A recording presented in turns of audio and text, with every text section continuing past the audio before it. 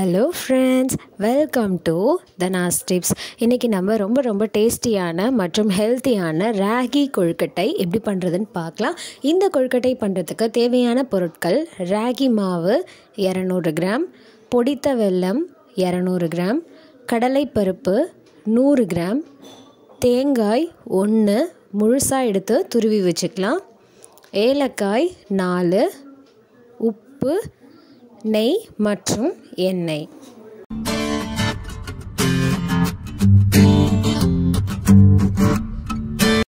கடலை பருப்பை 3 விசில் வச்சு வேக வச்சு எடுத்துக்கலாம். இப்போ பார்த்திங்கன்னா கடலை பருப்பு நமக்கு வெந்துருச்சு. அடுத்து ஒரு பெரிய மிக்சிங் பவுல் எடுத்துக்கலாம். அதில் ராகி மாவை சேர்த்துடலாம். ராகி மாவு சேர்த்துட்டு அது கூட கொஞ்சமாக உப்பு சேர்த்துக்கலாம். உப்பு சேர்த்து முடித்ததுக்கப்புறமா நெய் கொஞ்சமாக சேர்த்துக்கலாம். நெய் சேர்த்து முடித்ததுக்கப்புறம் வெதுவெதுப்பான தண்ணி கொஞ்சமாக சேர்த்து நம்ம நல்லா மாவை பிசைஞ்சிடலாம். தண்ணி நிறையா சேர்த்துடக்கூடாது, கொஞ்சமாகவே சேர்த்துக்கலாம். இதில் நம்ம நெய் சேர்க்கும்போது ரொம்பவே நல்லா வாசனையாக இருக்கும், அதனால தான் நம்ம நெய் சேர்க்குறோம். அதுவும் இல்லாமல் வெதுவெதுப்பான தண்ணி ஊற்றி பிசையும்போது நமக்கு மாவு நல்லா சாஃப்டாக இருக்கும். எலும்போட வலிமைக்கு பார்த்திங்கன்னா கால்சியம் சத்து ரொம்ப அவசியம். இந்த ராகியில் பார்த்திங்கன்னா மற்ற தானியம் அரிசியை விட ராகியில் தான் அதிகமான கால்சியம் சத்து இருக்குது.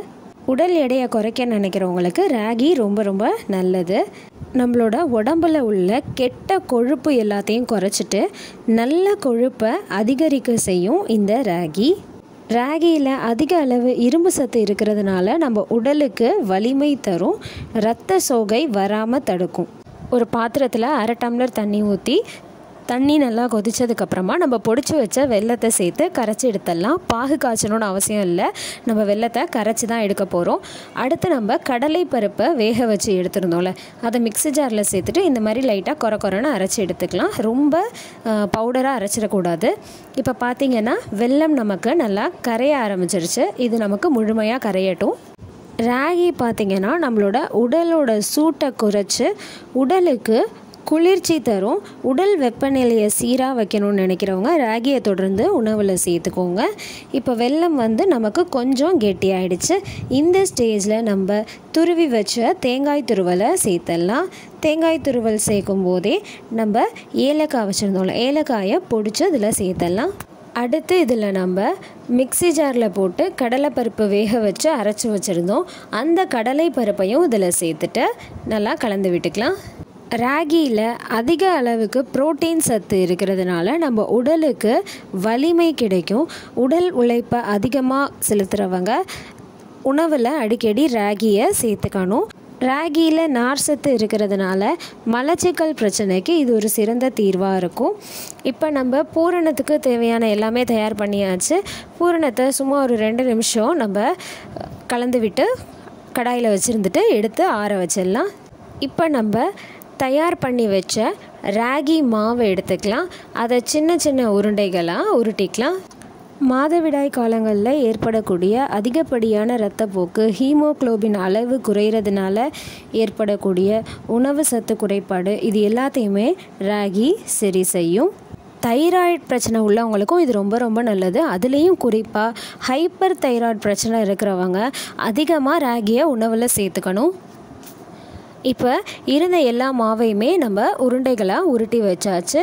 அடுத்து ஒரு உருண்டை எடுத்து கையாலேயே அமுத்தி விட்டுக்கலாம். அமுத்தி விட்டு முடித்ததுக்கப்புறமா நம்ம தயார் பண்ணி வச்ச பூரணத்தை அதில் சேர்த்துட்டு கொழுக்கட்டை நமக்கு எந்த ஷேப்பில் வேணுமோ அந்த ஷேப்புக்கு நம்ம மடக்கி எடுக்க வேண்டியது தான்.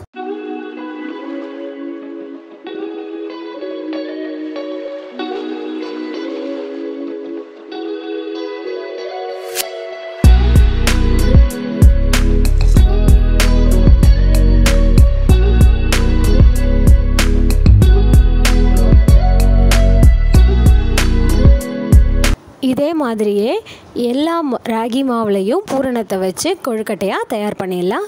இப்போ பார்த்திங்கன்னா 2 வகையான ஷேப்பில் ராகி கொழுக்கட்டை தயார் பண்ணியிருக்கேன்.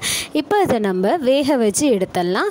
இதை வேக வைக்கிறதுக்காக இட்லி பானையில் தண்ணி ஊற்றி தண்ணியை நல்லா சூடு பண்ணிக்கலாம். தண்ணி நல்லா கொதித்ததுக்கப்புறமா நம்ம இட்லி ஊற்றுற தட்டில் இட்லி துணியை போட்டு நம்ம தயார் பண்ணி வச்ச ராகி கொழுக்கட்டையை எடுத்து ஆவியில் வச்சு வேக வச்சிடலாம். இது 5லிருந்து 10 நிமிஷத்துக்குள்ளே நமக்கு நல்லா வெந்துடும்.